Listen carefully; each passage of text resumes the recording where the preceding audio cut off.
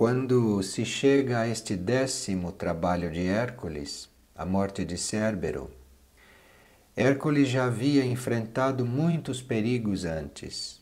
Hércules já estava experiente e entra agora em uma nova fase da sua vida e da sua evolução. O instrutor diz a Hércules que agora a sabedoria e a força definitivamente lhe pertencem e que ele vai usar isso para salvar alguém que está em agonia e presa de um sofrimento muito persistente. E nisto o instrutor toca a testa de Hércules e Hércules naquele momento vê com a vista interna. Isto é, Hércules não vê com os olhos físicos, mas vê internamente. E nessa visão, Hércules está diante de um homem prostrado sobre uma pedra, e este homem está gemendo de dor. As mãos e os pés deste homem estavam acorrentados, e estas correntes eram muito pesadas e estavam atadas por elos de ferro, de forma que o homem não podia se mexer dali. E vinha um abutre que constantemente bicava o fígado deste homem. O sangue estava fluindo, o sangue escorria ali ao seu lado e o homem pedia ajuda. O homem elevava as suas mãos acorrentadas e as suas palavras ecoavam em vão, porque ninguém escutava aqueles lamentos, através de uma paisagem que era muito desolada. E então a visão desapareceu e Hércules encontrou-se de novo ali ao lado do seu instrutor. Então o instrutor disse a ele que aquele ser acorrentado que ele acabava de ver chamava-se Prometeu. Durante muitas eras, Prometeu vinha sofrendo assim. Porém, Prometeu sofria desta forma, mas não podia morrer, porque era imortal. O instrutor explica a Hércules que o lugar onde Prometeu mora, onde Prometeu habita, o Prometeu que ele tinha visto, este lugar é conhecido como o inferno. E o instrutor diz a Hércules que agora que ele viu o quadro, que ele tem que ir lá para libertar e para salvar Prometeu. Então o instrutor diz a ele que ele desça aquelas profundezas e liberte Prometeu do sofrimento, e que depois ele volte para os planos externos da vida de novo. Então Hércules assumiu esta tarefa e aventurou-se pelo 10º portão, e foi. E quando Hércules então passou esse 10º portão, sabendo, não é, o que ele ia encontrar, ele foi indo sempre para baixo, cada vez mais para baixo, como que descendo.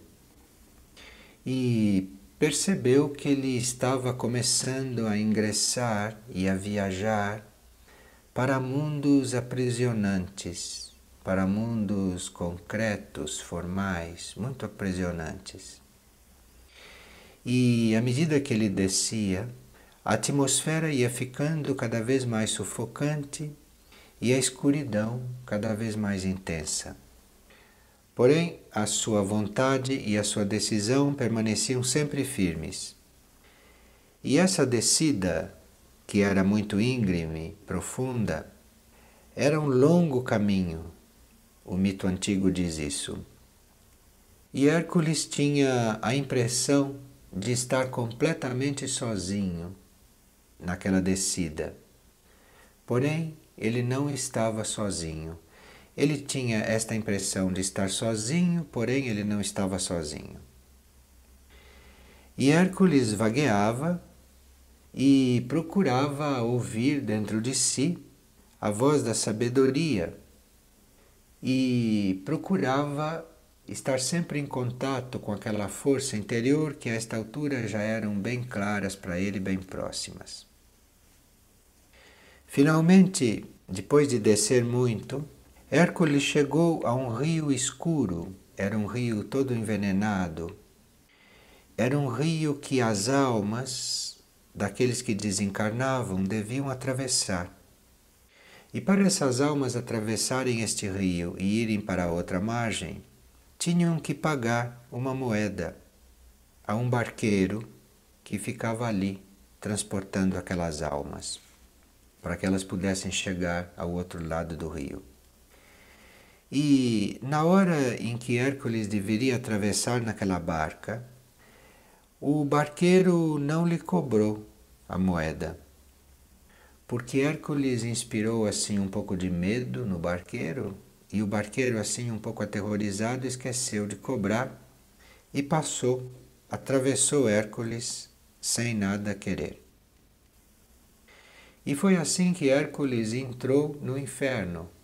Entrou naquela região muito obscura, que estava muito cheia de névoa, e onde as sombras daqueles que haviam desencarnado andavam vagueando. Era como se não fossem seres consistentes ali. Eram como sombras que se locomoviam. E logo que Hércules entrou nesse ambiente, nesse estado de consciência, ele se deu conta da presença de Medusa. Medusa tinha os cabelos todos emaranhados, e esses cabelos eram feitos de cobras, eram como se fossem cobras que sibilavam. Hércules então desembainhou a espada e lançou-se em direção a esta Medusa, porque esta Medusa estava bloqueando o seu caminho. Mas quando ele usava a espada na direção desta Medusa, era como se ele nada atingisse, porque quando a espada passava por ali, era como se o ar estivesse vazio, como se não houvesse nada. E a Medusa desaparecia da frente dele a cada golpe da espada. E aí Hércules encontrou um grande labirinto e viu que ali a gente caminhava por labirintos, que a gente não caminhava por caminhos normais. E Hércules então ia caminhando, ia tecendo a sua rota através desses labirintos, através desses caminhos estreitos que a gente não sabia onde iam terminar. E assim seguindo, ele chegou até a corte do rei daquele submundo, do rei daqueles infernos. E esse rei era medonho, muito feio. Era austero, de semblante muito ameaçador, e estava sentado em um trono negro. E o rei perguntou a Hércules: "O que você está buscando aqui nos meus reinos? Você está buscando algum mortal vivo? Você está buscando algum homem vivo aqui?" Aí Hércules respondeu: "Não, eu vim para libertar Prometeu. Eu tenho ordem de libertar Prometeu." Então o rei do inferno disse a Hércules: "O caminho está guardado pelo monstro Cérbero, que é um cão de 3 cabeças imensas, nas quais as serpentes se enroscam. Se você puder conquistá-lo com as suas mãos nuas, isto é uma coisa que alguém jamais conseguiu realizar. Então, se você conquistar esse monstro, este Cérbero, você pode libertar Prometeu e pode cumprir a sua tarefa." Hércules então prosseguiu o caminho e logo encontrou este cão de 3 cabeças. E este cão latia de uma forma terrível, era um latido muito penetrante. Então Cérbero lançou-se na direção de Hércules. Então Hércules o agarrou pela garganta e manteve-o ali preso. E começou então a apertar bem firme aquela garganta entre as suas mãos. e o monstro então se debatia. Finalmente ele foi se enfraquecendo e se deixou dominar por Hércules. Então, dominado o Cérbero, Hércules seguiu e chegou finalmente diante de Prometeu. E Prometeu estava deitado sobre uma pedra, não é? E estava sofrendo aquela dor agonizante, mas sem poder morrer, porque Prometeu era imortal. Mas aí Hércules chegou e romper aquelas correntes e libertar Prometeu foi fácil. O difícil tinha sido chegar até ali. E então quebrou as correntes e Prometeu estava livre. Aí Hércules retornou ao mundo das coisas viventes, voltou ao mundo dos vivos e reencontrou seu instrutor. E o instrutor recebeu Hércules dizendo que agora a luz brilhava dentro do mundo da escuridão e que o trabalho havia sido realizado e que Hércules fosse repousar. Aqui nós estamos diante de uma simbologia um pouco mais vasta, porque é como se Hércules tivesse que passar pelo inferno universal, isto é, por tudo isto que forma o subconsciente, por tudo isso que forma este mundo subjetivo da humanidade toda. Ele já tinha, não é, nos trabalhos anteriores, cuidado de si, ele já tinha atravessado o próprio subconsciente, ele já tinha encontrado as suas próprias coisas escondidas, mas aqui realmente ele está diante do inferno de todos, do inferno da humanidade. E ele pode embrenhar-se por aí, e ele pode suportar isso, e ele pode vencer isto, ele pode, enfim, atravessar isso, porque ele antes já tinha vencido o seu próprio inferno, já tinha vencido o seu próprio subconsciente. Então isto é tido como uma realização verdadeira. A gente poder atravessar estas coisas todas sem se deixar tocar e libertando a humanidade disso que a aprisiona. Porque Prometeu aqui simboliza a humanidade. Quando Prometeu aparecia antes na vida de Hércules, Prometeu era o próprio Hércules aprisionado. Mas aqui, Prometeu é símbolo da humanidade toda aprisionada destas coisas subconscientes. E que coisas são essas? Nós vimos aqui pela história que a primeira coisa que aparece para ser transformada ou para ser eliminada é a medusa, que são serpentes que se enroscam. E essas serpentes representam as ilusões humanas. As ilusões humanas, as expectativas, representam as quimeras, todas as coisas que impedem o verdadeiro desenvolvimento do homem, que deve ser livre de todas essas ilusões. E esta medusa, que desaparece quando a gente resolve enfrentá-la, não com a espada, é esse amor excessivo pelas coisas materiais, pela natureza psíquica, né? Então isso tudo cria esta medusa que está no nosso caminho, como o conjunto das ilusões da humanidade.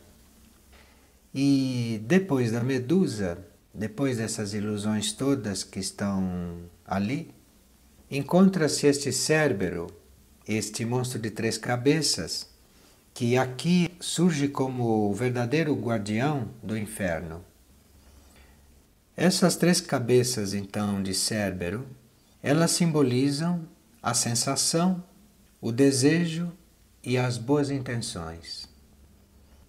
Sendo que a cabeça mais ativa, e talvez aquela que se deva realmente cuidar primeiro, é o desejo, é a segunda cabeça, que é a mais importante, porque é o desejo que motiva todo o resto. Nós sabemos que o desejo não é uma coisa essencial do homem. O desejo é um movimento do seu corpo emocional, é um movimento dos corpos da personalidade. Esse movimento, esse ritmo, ele produz este desejo. E quando o desejo desencadeia, ele motiva as sensações. Começam a surgir as sensações que deixam a mente ocupada. A mente fica presa às sensações, a mente fica prestando atenção às sensações, fica cultivando, e aí a mente não pode ser livre. A mente fica ocupada com algo que foi produzido por um movimento dos corpos e não por nada que venha realmente de dentro do homem. A outra cabeça simboliza as boas intenções. E esse assunto das boas intenções é algo que talvez mereça um pouco mais de atenção, porque muitas das nossas boas intenções são baseadas em ideais, ideais que a gente capta. Estes ideais são formas muito positivas, muito altruístas, muito evolutivas, que existem no mental coletivo da humanidade e que nós captamos de quando em quando, que nós captamos e pensamos que são nossas, estas formas, mas na realidade elas são captadas. E de onde vêm esses ideais? De onde vem isto? Isto vem de um nível ainda superior, onde se conhece muito bem o plano evolutivo para o homem. Então, deste mundo superior, os grandes seres emitem estas formas positivas, emitem estes ideais. E nós captamos estes ideais e fazemos desses ideais coisas nossas, material nosso. Acontece que quando esses ideais são emitidos para o mental, eles são tão energetizados, eles são tão potentemente imantados, magnetizados pelas forças superiores, que eles permanecem aí no mental coletivo muito tempo. Permanecem até mais tempo do que seria necessário. E muitas vezes um ideal já está superado, ele não corresponde mais ao que deve ser feito, porque aquilo já passou o momento daquilo. Mas o ideal persiste, porque ele foi lançado de uma maneira muito forte. E nós então podemos captar um ideal novo, um ideal atual, como nós podemos entrar em contato com um ideal que já foi superado, cujo tempo dele já terminou, mas ele está ali ainda forte. E quando nós o contatamos, nós ficamos muito tocados. E como a nossa mente está cheia de desejos, o nosso emocional está cheio de sensações, nós não temos aquela tranquilidade, nós não temos aquela quietude suficiente para percebermos que estamos diante de um ideal, porém que é um ideal que já está ultrapassado, que eventualmente já foi substituído por outras formas de ideais mais atuais. Por exemplo, o ideal da filantropia. O ideal da filantropia foi lançado pelos níveis superiores em uma época em que se tratava de ajudar as pessoas em nível material a todo custo, porque havia uma situação muito urgente nesse sentido e as consciências não estavam tão preparadas como hoje. E depois do ideal da filantropia, foram lançados outros ideais, como por exemplo o ideal do desenvolvimento das consciências, porque a pessoa desenvolvendo a consciência, a pessoa não passa mais necessidades. Quando a pessoa está sintonizada com os níveis superiores de consciência, ela está harmonizada com o todo, então não há mais miséria para ela, não há mais privações, não há mais limitações, materiais inclusive. Então, o ideal da filantropia, que era ajudar diretamente as necessidades do próximo, esse ideal foi substituído por um outro ideal, de ajudar o próximo a desenvolver a consciência para que ele saia das limitações materiais e para que ele saia de todo tipo de limitações. Então é claro que, mesmo com a substituição desse ideal da filantropia por um ideal mais amplo, mais vasto, mesmo assim, muitas vezes há necessidade ainda de filantropia, em casos desesperados, em casos extremos, em casos em que não se pode fazer o verdadeiro trabalho, que seria ajudar aquele indivíduo a se libertar para sempre das limitações, e não a gente ali cobrir um buraco, não é, que vai se abrir de novo porque ele não está preparado para não ser limitado. Então, este ideal da filantropia já foi substituído por um ideal maior. Então, essas boas intenções são baseadas muitas vezes em ideais superados, em ideais ultrapassados. Ou essas boas intenções são baseadas no nosso sentimentalismo, na nossa falta de visão da realidade, neste sentimento oscilante, né, do nosso corpo emocional, mas que não é baseado numa necessidade real do indivíduo. Nós podemos ter um desejo de ajudar, podemos ter uma boa intenção com respeito ao próximo, baseados naquilo que o próximo deseja, ou naquilo que o próximo pensa que é o bem para ele. Mas nem sempre o nosso verdadeiro bem, nem sempre a nossa real necessidade corresponde àquilo que nós pensamos que seja o nosso verdadeiro bem. Nós cremos que necessitamos coisas, que necessitamos situações, que na realidade nós não necessitamos daquilo. E com boa intenção, a gente procura contentar o outro. Com a boa intenção, nós procuramos mitigar o sofrimento do outro, sem nos perguntarmos profundamente se aquilo é realmente para ser feito, se o que é realmente melhor para o outro. Porque nem sempre o que é melhor para ele é aquilo que ele está querendo, é aquilo que ele está pedindo. E a humanidade não pode ser liberta enquanto estas boas intenções, esses desejos e essas sensações não forem completamente dominados.